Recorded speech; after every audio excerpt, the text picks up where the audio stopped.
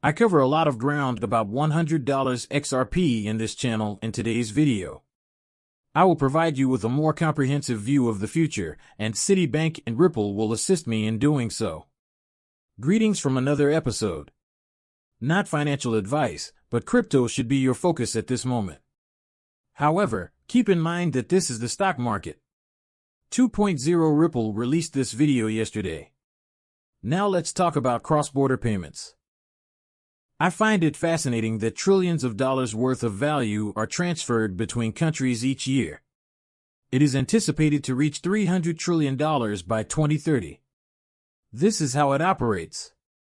Assume the company wishes to send pounds to the Philippines from the UK, so they first ask for a foreign currency and pricing quote. They then get the quote and authorize it before sending the payment instructions. When moving from the UK to the Philippines, a digital asset serves as a bridge currency. It is then converted to local currency via Ripple's global partner network, and the recipient receives the exact amount quoted to them in Philippine pesos in real time. This process continues, and the total is expected to reach $300 trillion by 2030. Do you want to hear a quick little interesting fact? XRP can reach over $100 billion with just 5% of that $300 trillion. Alright, let's talk about that.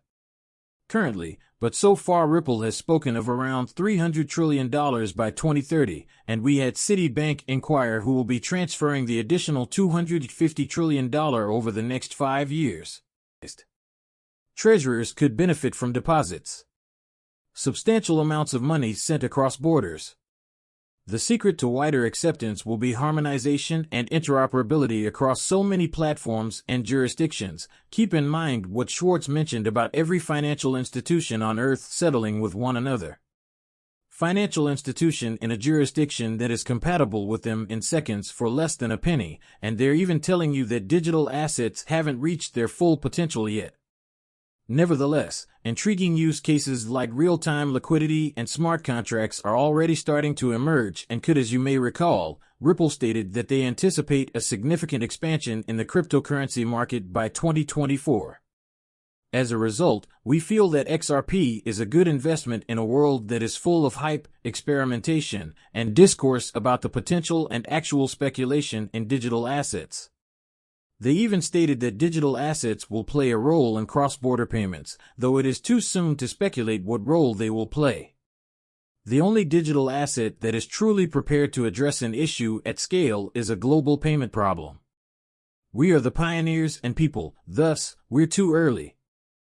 Being impatient if you're sitting on the other side of the screen and you don't think XRP will reach $100 because the price hasn't reached triple digits yet, you have hallucinations. We are not the same, and I am not the one spreading false information or living in illusion. We're not talking about tokenized bonds if they're discussing cross payments of $300 trillion. These are just the facts. Derivatives in real estate, we're excluding a lot, and some continue to claim that XRP will never hit $100. XRP needs merely $15 trillion.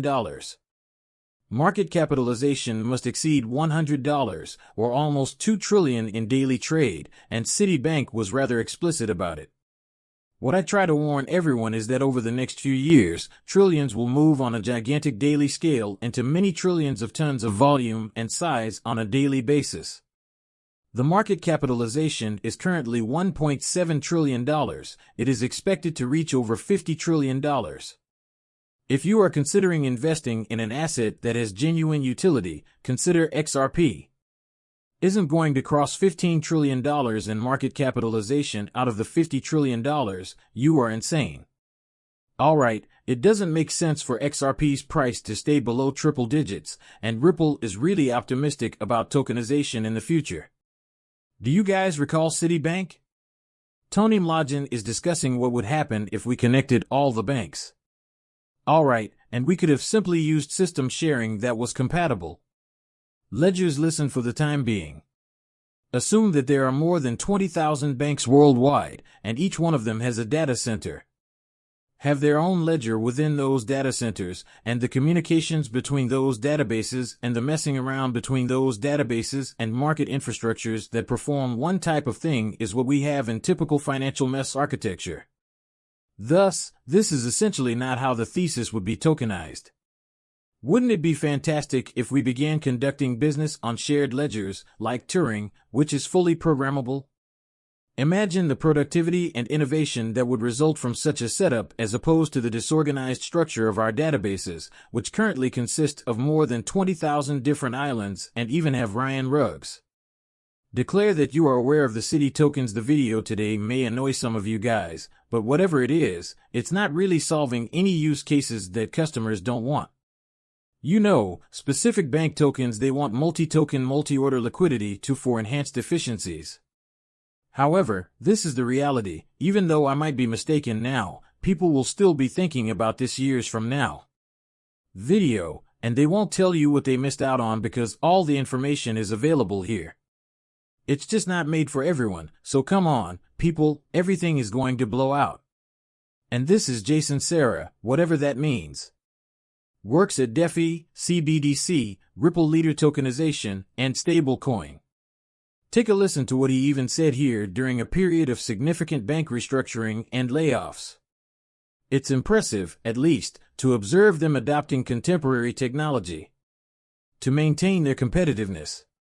Adding, it's only a matter of time.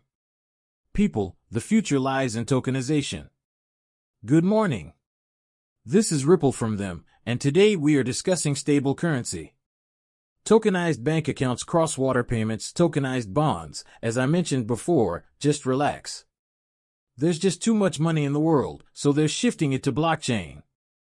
And consider it from the standpoint of the market.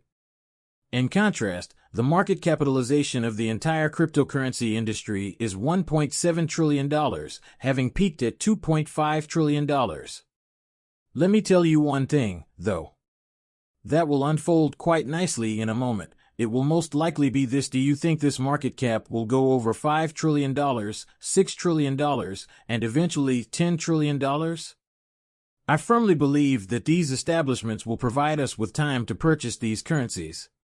The market capitalization will reach $5 trillion. It will hover at $5 trillion for 2 years before declining. It will then rise to $8 trillion, where it will remain for 3 years before rising to $20 trillion, where it will remain for a few years, preventing us from building up any wealth. There will come a moment when the market capitalization will soar. That said, it will occur this year, and by 2024, the entire cryptocurrency market ought to have grown past the $6 trillion requirement. Greetings, ladies and gentlemen. Please let me know how much I appreciate each and every one of you guys. What are your thoughts in the comments section? Well, alright, in the event that XRP's $15 trillion market valuation is insignificant, people, wake up. I'm being incredibly modest when I say that it is peanuts, $15 trillion, and it puts the value per XRP above $100. That's assuming that there are 100 billion XRP in circulation once more. Having said that, if you have any offensive things to say, we'll be back with another episode. Say nothing, you're capable of much more. Anything in the space provided below, to which I could genuinely respond. One may refer to XRP as a poo coin. You might name it anything you want, but I'm telling you now. You're going to appear really foolish for not owning a good XRP bag. Monetary guidance from others familiar with you. I am aware that you are all sitting back and being very patient, but don't worry about the noise, you will be handsomely rewarded. If you are aware of what you with the hypothesis that cryptocurrency liquidity will someday be able to sustain stable international payments, we began to create ripples. Hold the sky, the limit. Big Payments, the RLE-net was created to enable clients to recognize the advantages of when the market is sufficiently developed, a fiat-based network may transition to ODL. And that's precisely what's going on. Flip the switch and, I believe, construct what are you aware that it addresses a genuine issue? And I believe that each token represents my advice to everyone who would comprehend the value and utility. If genuine worth and utility were being provided to a genuine customer will find value in the token.